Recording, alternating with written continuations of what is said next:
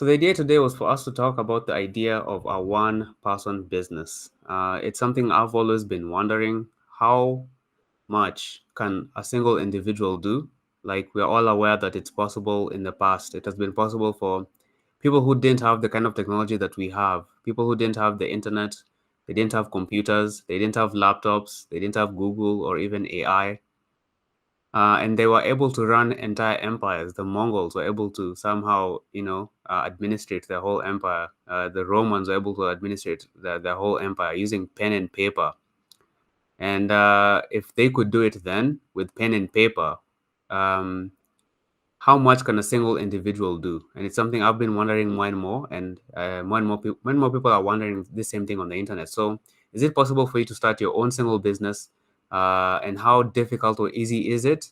And also, how big can this business get? So, let's start by defining what a one-person business is. A one-person business, also known as a solopreneur or a solo business, is a business that is owned and operated by a single individual. This type of business typically has a small number of employees, if any, and relies on the owner to handle all aspects of the business, including management, marketing, and financial planning. So, as you can see, it involves having multiple different skills that come together to create this thing that you call a business. And something that more and more something that I'm learning is that a lot of the skills which we consider separate are usually connected in some interesting way that makes them part of the same thing. So, like, even if you're doing management as an individual, it's also important for you to understand how you're going to sell yourself because as a human being, it's important for you to be able to sell your skills and tell other people what you're capable of, so that they can give you opportunities. And it's also important for you to be able to understand how to do to do your own finances. You need to be able to understand money in general. It's a skill in our modern world. It's important to be able to understand how money works. And if you're doing marketing, is you're going to have to manage, the project in some way, or you're going to have to manage the budget. So you're also going to have to understand money. And if you're doing financial planning, the same applies. You're still going to need to understand a wide variety of skills. It's just that some of us tend to specialize in something instead of thinking about the bigger picture. And so when we start thinking about the bigger picture, you start realizing what is now possible with modern technology. And now comes the question is, okay, fine. There's this idea of a one-person business, but I am more interested, or I am aware of this idea that if I want to start a business, it's important for me to start by getting a co-founder, maybe, then looking for investors, or looking for someone who does marketing for me, or someone who's going to help me with accounting. And that's all okay. But now let's look at reasons why you would also want to think about starting a one-person business all by yourself. So why would you go through all the trouble of doing all that planning, financial management, all that stuff? Why would you want to do that? And the first reason is independence. So you want to have control over your own career and your own financial future. You do not want to have someone else who's telling you what to do. If you're in that level, if you're in that level of being an employee, you basically do not control your own time. You don't control your own future, and you're probably living in a in a cycle of the goals that you have are not really tied to the passions that you have, unless you're lucky and you happen to be in a company where you actually enjoy working for them. But you want to have control over your own career. It's an incredibly good feeling to be able to express yourself and to be free of someone breathing down your neck and telling you what you're going to be doing for the day, how you should dress, what time you should be somewhere, and things like that. The next thing is, maybe you have passions already that you are interested in exploring, or you're interested in figuring out, what more can I do with this passion that I have? I have a hobby, I have something that I enjoy doing. How can I turn that into, a business? So you might want to start a one-person business in order to turn your passions into something that can sustain you, or that you can do in a more full-time capacity, to put it in those terms. And then you want flexibility. You do not want to be somewhere where you don't want to be in a position where you have to be at a certain place, dressed in a certain way by a certain time because someone else needs you to do that. unless maybe you enjoy that, and there's nothing wrong with that. But there's also people who want to work wherever they want, and they also want to work whenever they want, and you want to be in charge of those two aspects of your life. It can be very fulfilling, which leads us to the next point, which is that now that you have all this flexibility and freedom, and you mix it in with your passions, you can now start being a lot more creative. This means you are in a position where you have enough time and enough resources to start thinking about ideas. You can start thinking about what can you bring into life from your own head, from your own passions, from your own background and the things that you're interested in. What can you bring out into this world? And finally, the last reason why, okay, probably there's many other reasons, but now that you're creative and you're creating stuff, how can you turn this creativity into a financial opportunity? And these financial opportunities that you are now able to create from your own head and you're able to bring it out into the world, um, are not opportunities which you would have been getting if you were an employee. Because if you're an employee, all you're getting is one income stream, unless you have like maybe two jobs, or maybe you're having clients on the side or something like that. But it's also possible for you to be much more ambitious when it comes to the kinds of businesses that you can get into, because now there's no one holding you back. There's no one telling you that you can't do it, or you shouldn't do it, or you should do this thing other thing instead. And so there are a lot of financial opportunities for people who are in a position where they can explore them, because because a lot of employees cannot explore financial opportunities because they're not aware of them, first of all, because they don't spend time thinking about them, and also because even if you are aware of them, it's difficult for you to fully take advantage of them because most of your time is being sold to someone else. So those are some of the reasons why you'd want to start a one person business. And now let's look at examples of one person businesses. So there are tons and tons and tons of one person business examples. These are just some random ones I picked. So we'll start with Gary Vaynerchuk from Media. He's huge on social media, and he is also, I think, one of the early investors of Facebook or Twitter or something like that. There's Tim Ferriss. He has a huge podcast. There is the founder of Nasty Girl, Sophia Amoroso. This Casey Neistat. He entered the game and completely changed everything all by himself. Yeah, with his vlogging. Most of the vlogs you see, or a lot of the style on YouTube is directly copied from Casey Neistat. He's incredible. And also content creators all over the world. Content creators, programmers, people who are making apps, people who are making code and media products. And to answer the question, Ali, how much can one person do? And the answer is a lot. The answer is a lot. One person can do a lot, and that one person is you.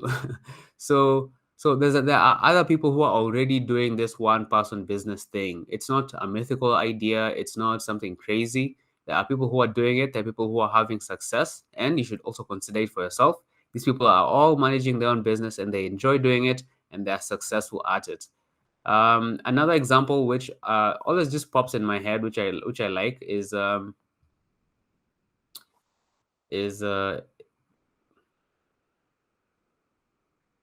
okay, yeah, cool. Is the idea that when Instagram was bought by Facebook for 13, okay, wait, when Instagram was bought by Facebook for $1 billion, Instagram only had 13 employees. Like, something with 13 employees was able to make that huge of an impact. So, along with the idea that people who are in media are starting businesses by themselves that are succeeding, people who are also in code.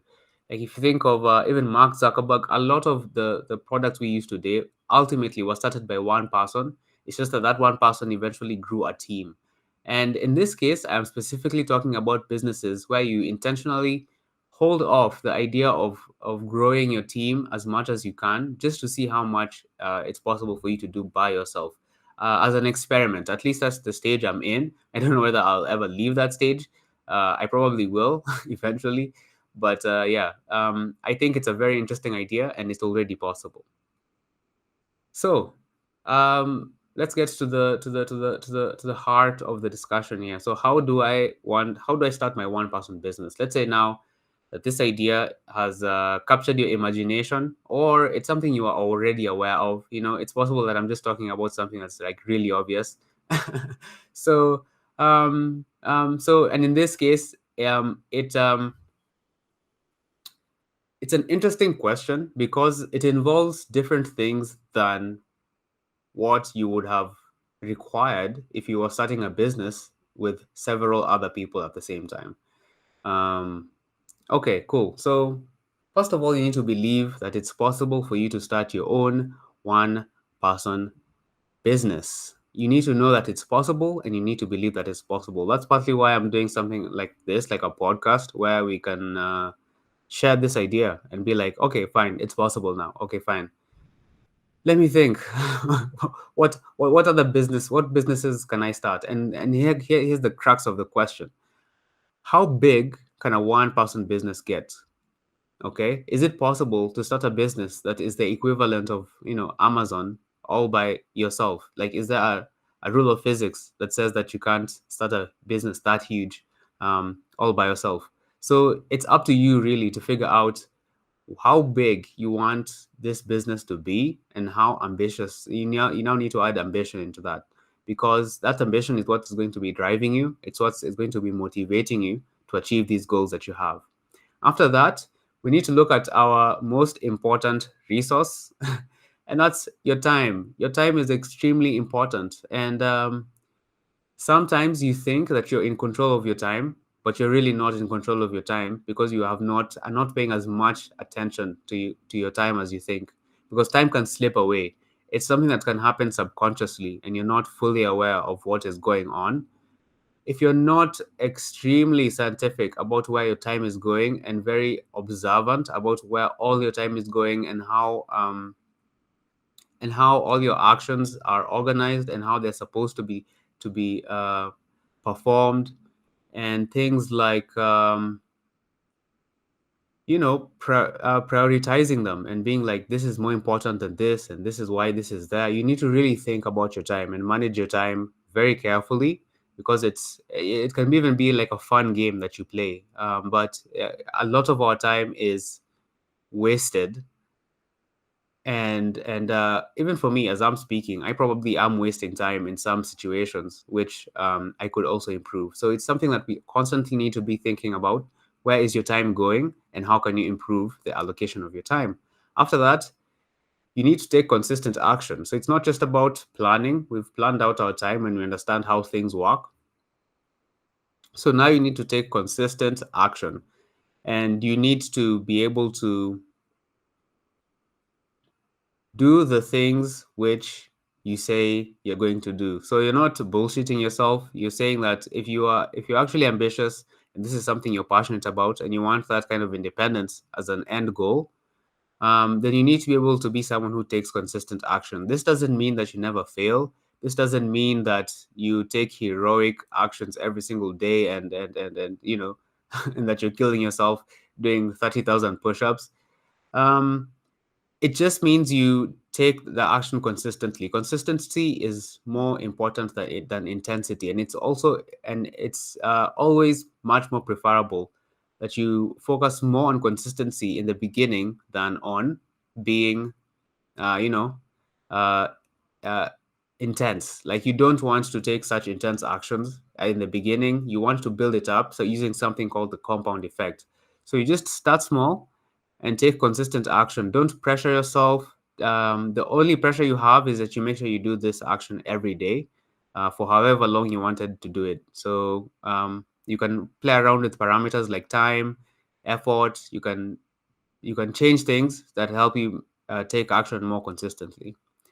The fifth point here is to understand technology. So with technology, if you don't understand what's possible, some of the stuff that we can do today with our phones and with the internet and even with AI is insane. And this is not stuff that is obvious. Like, it's not obvious that you'll be able to touch uh, a slab of glass and metal, and it's able to show you all this kind of different information and help you play games and help you connect with people. Some of that stuff is not obvious what AI can do. Things like ChatGPT, like, it's not intuitive. And so if you don't make time to understand technology and to familiarize yourself with the new opportunities that are coming up, it's possible that some of this information can disappear into the ether and you are left with, not a very good understanding of what's possible. The person who understands what's possible is able to take advantage of those opportunities. And the person who doesn't understand what's possible is not able to even know that they're missing out on opportunities. They're stuck and in thinking that this is what's possible right now in the world, when in reality, so much more is possible. Just as a ground foundation for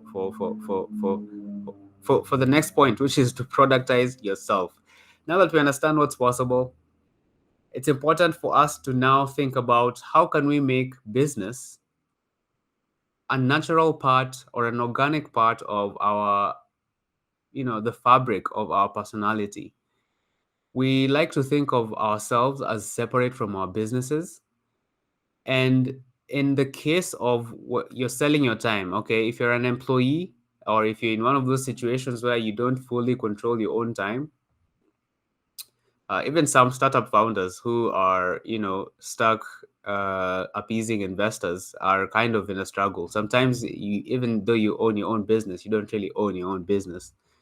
Um, so now comes the idea of so it's important if you're an employee to separate your time from the employer's time. And what the employers usually want is for you to consider that your time and your personality is a part of their business and what they're trying to do. They're trying to add you as someone who is going to be a part of their business, helping them grow.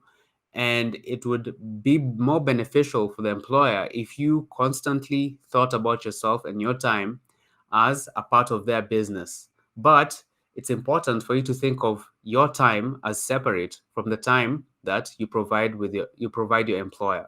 Those are two different worlds.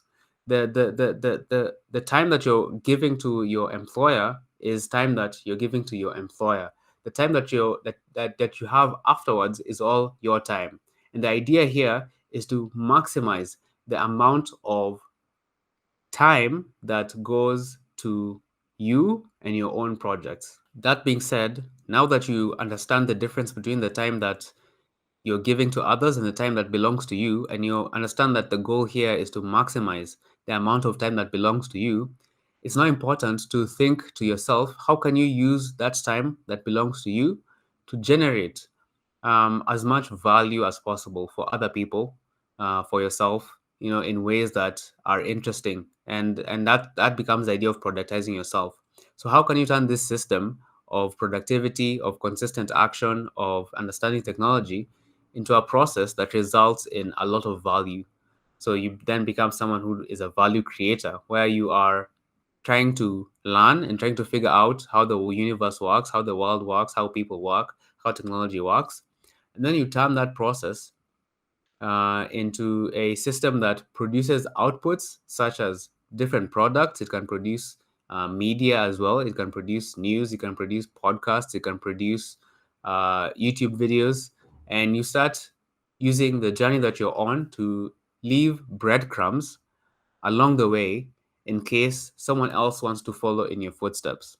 So, so, so, so you become a value creator, people, and you're able to teach other people as well to join this journey that you're on, at least as you're trying to figure it out, and you're also using information from other people, and it's just a network of learning and taking action.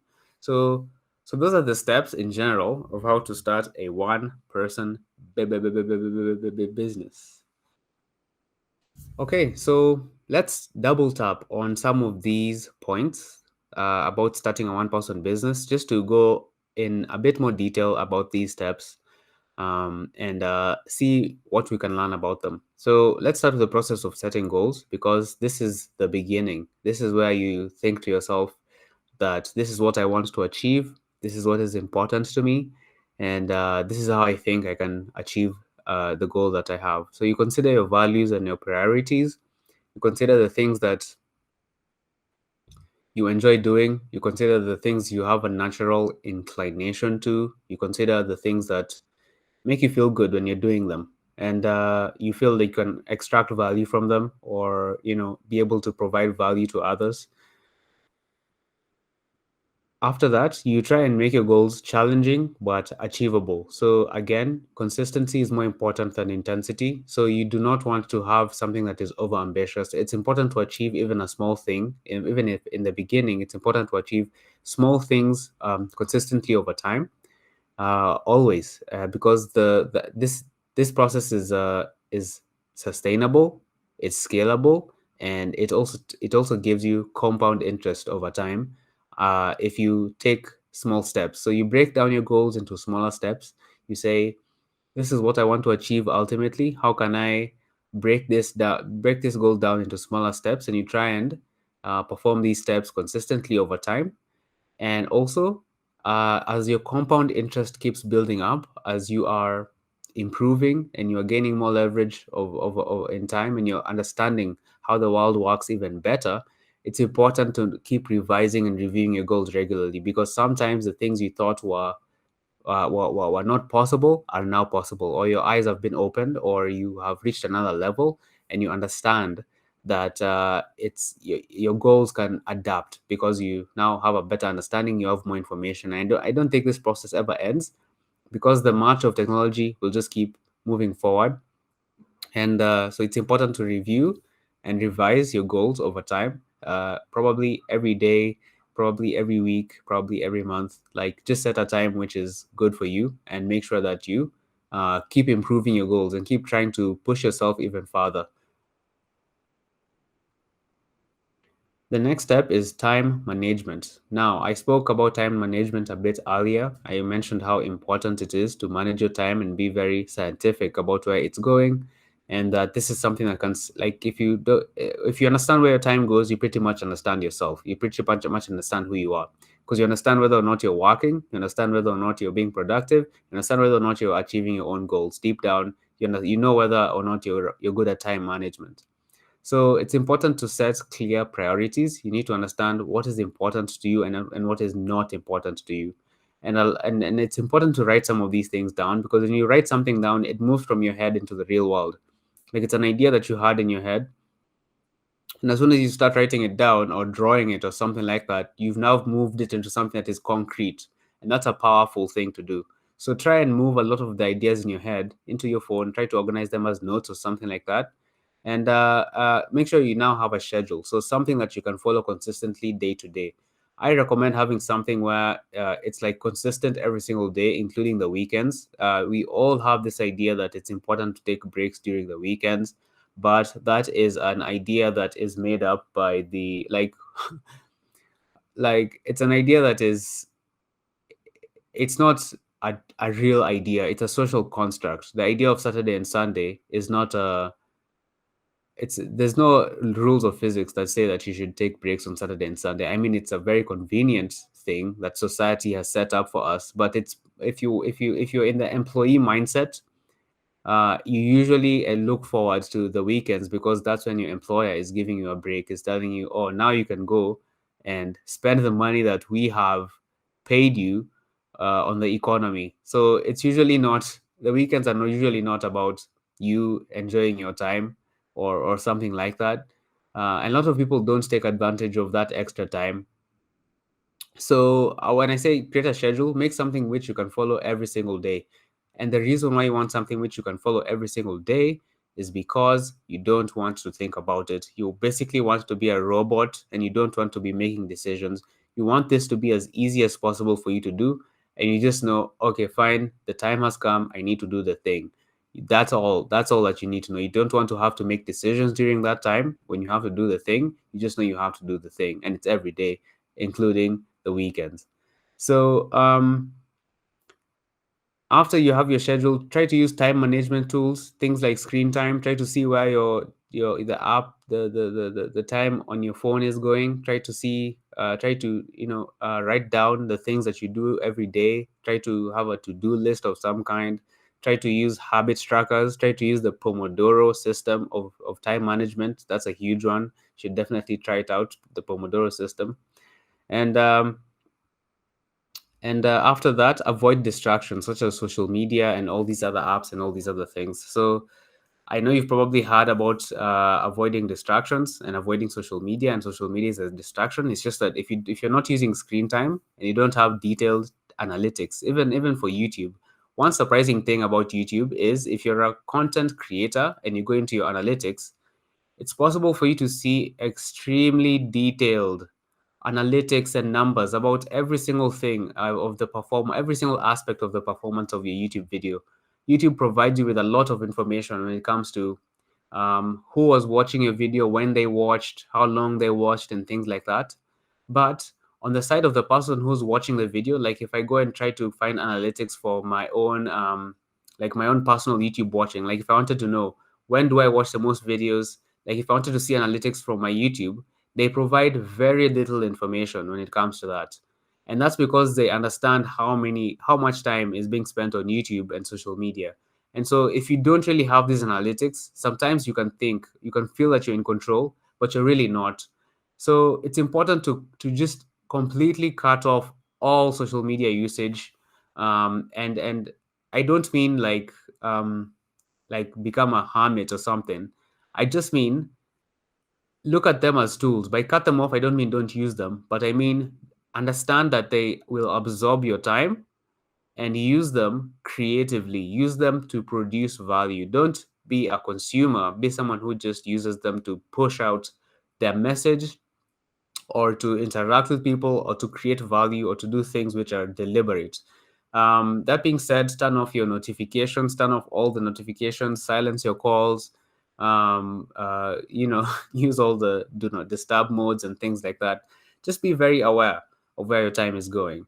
And then it's important also to take breaks, to rest and recharge. But this can be a tricky thing. Another construct that we have, which is a part of this whole idea of employer and employee, is the idea that there is a separation between the things that you do for fun and the things that you do for work.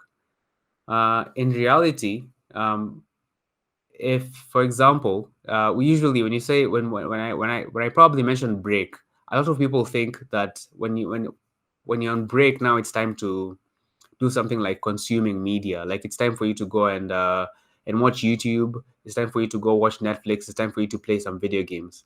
And that's part of it. And it's important to do those things. It's important to consume media, to be inspired by other forms of media, to pursue the kinds of interesting the things we find interesting. And that's important as well. But a lot of times when you're taking that break, you're kind of also doing work for someone else. So for example, if you say you're taking a break and by taking a break you mean that you're going to go to Instagram and scroll through Instagram, then you're doing work.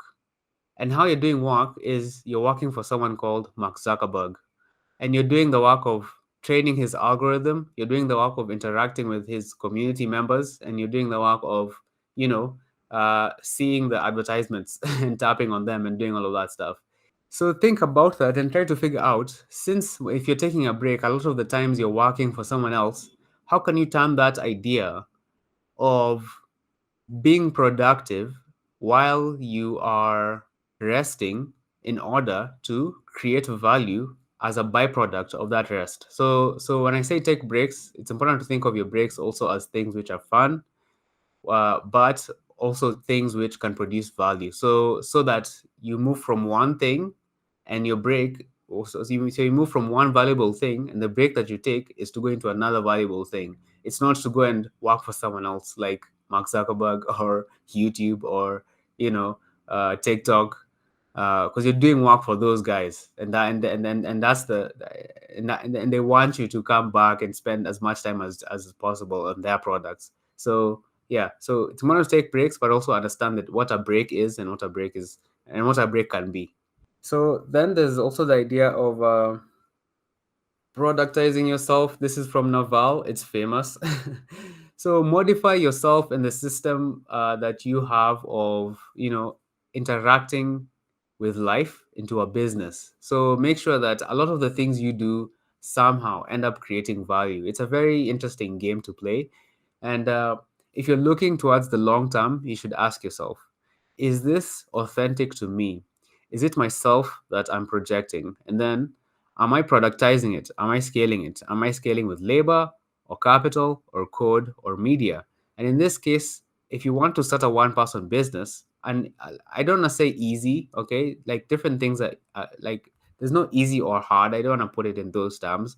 But in terms of the barrier to entry, code and media products are, is what you want to get into. So if you're starting a one person business in the modern world, you want to start that business probably on the internet. I'm not saying there's no other opportunities like outside, I don't know, oil or something, but you usually want to create code and media products. So try and turn, and I'll talk about a bit about how you can do that, but that's the idea now.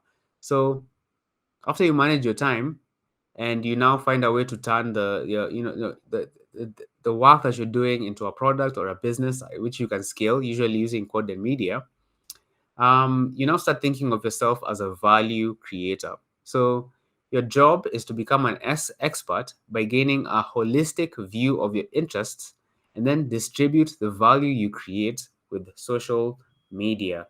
Okay, so we have figured out that okay, fine. We understand where our time is going. We have scheduled our time. We understand our priorities and our goals, and we want to now productize ourselves. We now want to turn the time that we have, the free time that we have, and we want to maximize the amount of free time that we have in order for us to keep creating value.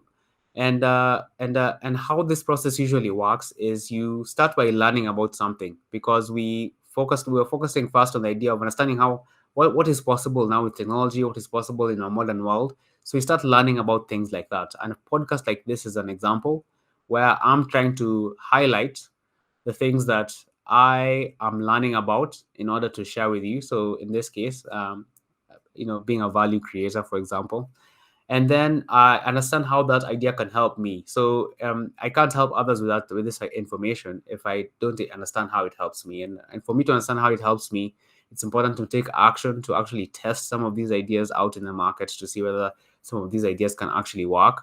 And once that you figure out that you've learned something new and that this is how it works, it's important to now think, how can it help others? Is it possible that this thing that helped me is it possible for it to help someone else as well?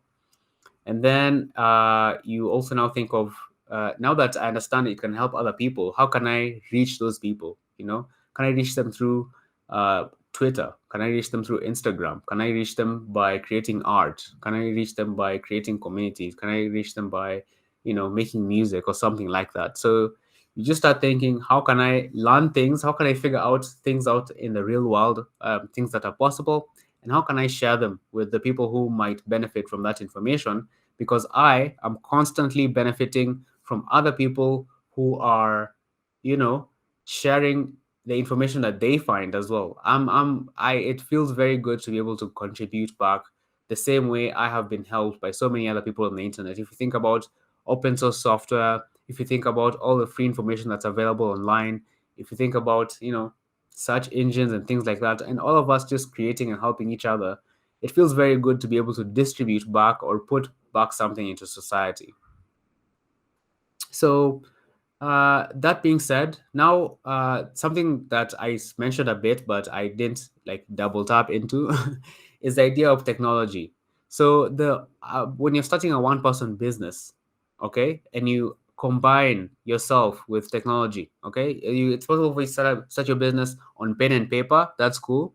It's possible for you to start your business just on the internet. It's possible for you to add artificial intelligence on top of that. It's possible for you to find new interesting technologies or things which are going to make you more and more productive, because sometimes you can find a tool on the internet that can take the work that used to take you 10 hours to do.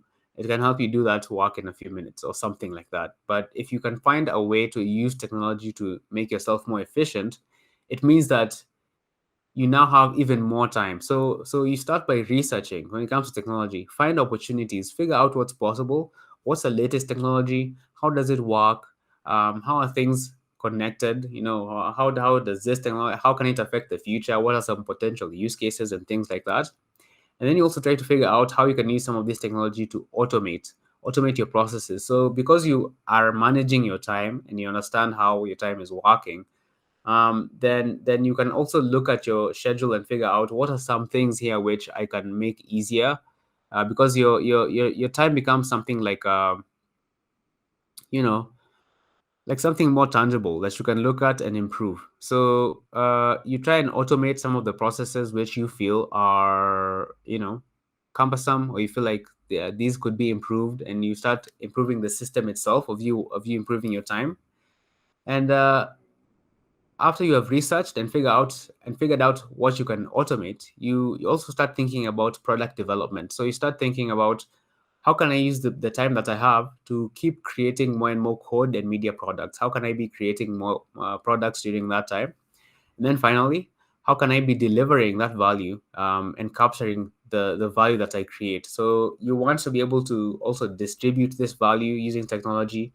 Okay, so you're using technology to do research. Okay, you're using Google, you're using ChatGPT, you're using all the stuff. You're basically using subscribe to the right newsletters. You're following the right people on Twitter or Instagram or whatever. Okay, you're using technology to find opportunities. Second, you're using technology to automate the things which that you don't want to struggle so much with. If you're a programmer, you can write code to do this. You can use tools. You can use uh, stuff. Cool. Then there is product development. So use technology to help you create products. Okay, find technologies that can help you create other technologies for yourself. Find technologies that can help you create websites. Find technologies that can help you make apps. Find technologies that can help you create videos and things like that, so that it can be easier for you to use technology to make even more products. And then also use technology to send out the value that you're creating, to find people who are interested. Okay, and then find a way to capture that value, so that if you're helping someone else, how can they help you back, by usually by paying you in money or something along those lines. So find a way to deliver the product, and find a way to capture some of the value that you're creating out in the real world. And yeah, so that was the presentation for becoming a one-person business. I think it's an incredible goal. I don't think it's very obvious, especially to people who have only experienced something like being an employee. It's possible for you to be independent, to work anywhere you want, to live anywhere you want, to be free, and to work on the things which you care about, that are authentic to you and that provide you with a value as a person. So that's the one person business. I hope that I've said at least a few things that are interesting. Thank you so much for tuning in, and I will see you in the next video podcast. Bye bye.